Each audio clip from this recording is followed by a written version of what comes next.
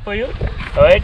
Now, usually on a motorcycle of which has got an off-road capacity, they give this space for various reasons in terms of what you're gonna do, what actions you're gonna do. So today you'll realize how to maximize that area. Okay.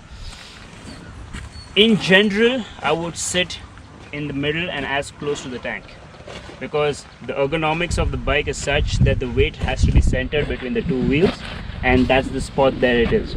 Okay, so I would try and go over here, but under heavy braking I may want to shift a little behind to give more grip to the rear tire. All those are based on the situation based sort of a thing. Okay, on a turn I may move my hips here and there to arrive a good grip on a particular situation, right? So that's the only time I would move. So how would that look like? So I would be something over here. Does it apply for all kinds of bikes? All kinds of bike. You sit in closer to the tank. Basically observe the motorcycle sideways, and you see where the mid part is. You will notice this is the mid part. You know, this way evenly gives suspension load on both the front and back rear suspension. You know? So that's where you sit over here. The next step is about your legs. Okay, now when you're relaxed and riding on the highway, you don't want to be grabbing the motorcycle all the time, but when you are going off-road, yes, you need to grab the motorcycle, especially when there are these are the two things. When you want to give this action, whenever you want to give more power, all right, you need to grip the motorcycle. Or if you're going to hit something really nasty, you want to be with the bike. You can relax at times, but every time you hit certain thing and every time you give a throttle, I keep that as a cue to grip myself, and then that becomes a second nature for me to do so. Alright, why do you do so? It's very simple. This is the only way you become one with the motorcycle. You don't want two different masses colliding and then result is different. Alright, versus one mass colliding onto the obstacles will only make things better and easier for you. Okay, you together will overcome the obstacle rather than just the motorcycle, and then you're not even ready for it. Okay, so now a common mistake over here when I say you grab the motorcycle, okay, you try and grab the motorcycle with your knees, correct? No, you grab the motorcycle with the whole part of it, right? That means I will not have the foot here and do this.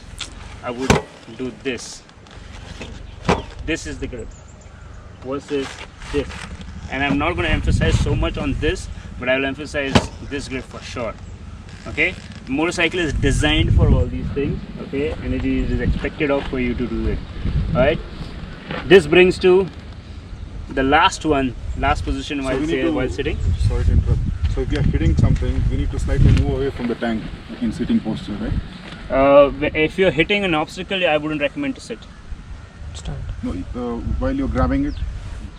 I wouldn't recommend to sit. So this grabbing has to be happening while Since if you're sitting and on the floor, usually you'll open throttle on a flat stretch, right? All right, so you just be with the bike, because when you move in front, you see there's a gap over here. I don't have a support here, so I'm going to slide on a powerful machine. You really get thrown. All right, so somebody give me your phone. So this is the next one, which I was in any object or a phone or something like that. Just so very simple. Thank you. So it's simple. Let's say this is your motorcycle and these are your legs. So this is how you are, right? And if you give a throttle input on the motorcycle, the bike wants to move in front. But if you're not gripping, this is what's happening, correct? So when you grip the bike and give the throttle input, it is going with the motorcycle, right?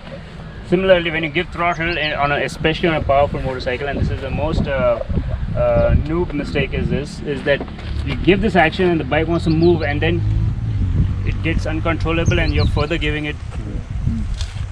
So it's just going to make it difficult for you. Versus grip it and then you're in control. This way you're engaging your core, the bike is taking you ahead. This is how you command and not just being a passenger on the motorcycle, right? Thank you. So grip, very critical, especially when you give throttle or you want to hit an obstacle. I wouldn't recommend hitting most of the obstacles without standing. So that brings to the standing posture.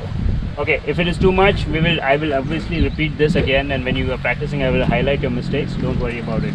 So standing, I will just give you a quick brief. Everything is the same except the foot over here. Oh, sorry, the foot was missed. Yeah. So foot, no in this penguin feet sorts or a Harley Davidson style. All right, no pointing the toes outside.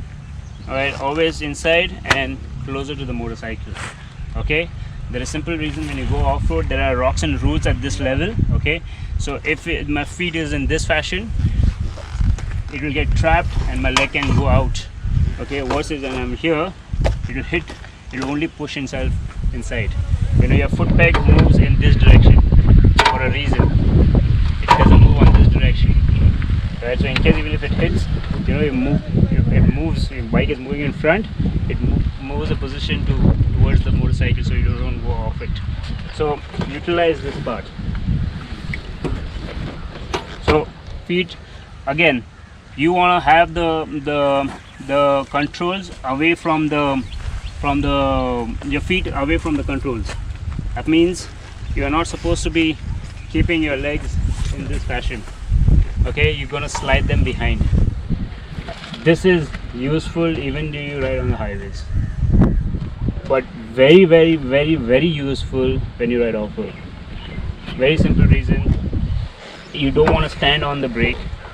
Okay, right now the foot peg has not been set for this shoe, but anyways, usually people, I've noticed that they stand on the brake pedal. You know, not required. Okay, unknowingly you might be doing so. Most of the time on the gear lever and the stiff shoe, when you sit, it is usually pointed like this. If you all can come there. So right now the lever is not in the off-road posture, but it's for the more of a flexible shoe posture position. But usually the lever is up, and when you're sitting, your leg stands something like this. But when you stand, it moves this way, right? So you have a chance of making the bike neutral or maybe in the wrong gear. So especially when you do so, when you're going an incline and you are attacking it with the slope, so with a slope like this when you're sitting, and then when you stand, this is going to happen. It just accidentally shift. At least a gear is still fine than a neutral. Yeah. Usually you will attack it with the first gear, and it's largely neutral. So you just give a throttle and the bike will not move. No, he did it and fell. Ah, you fell off. Yeah, we went on a ride together. I was down, bike was coming in. Yeah, so it's neutral. Proper. So you just fell. So this is what happens, you know. So you gotta be aware of such things. Tank, it's somewhere over here, correct? So when the legs are straight, correct? That's what you want to do. If you focus on grabbing with your knees, it will look somewhat like this, and focusing, you're gonna keep slipping off also for the drag. So when I stand, I would stand straight first. Okay, think of a squat. All right, without bending your knees, I would move the hips behind, and whatever comes in, I will grab. And if you notice, the chin is right above the. So if you way ahead or too much at the back, wrong. Gotta be first, standing straight, well gripped. Move the hips behind. That's this posture.